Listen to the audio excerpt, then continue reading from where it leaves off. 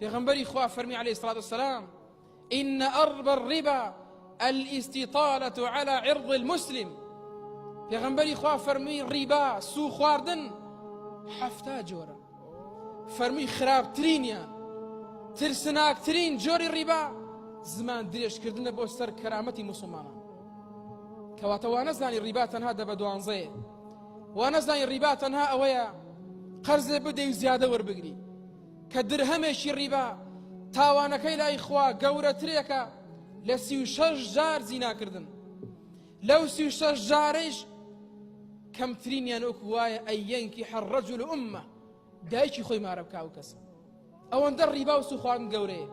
بەڵام لە گەورەترین بەشەکانی ڕیبا باسکردنی موسڵمانە بەناحەق، زمان درێژکردنە بۆ کەرامەتی موسڵمانان، بۆ شکاندنی موسڵمانان، بۆ غەیبەتکردنی موسڵمانان، بۆ ئەوەی کە قسە بین لە بینیانە بۆ ئاژاوە دروستکردن.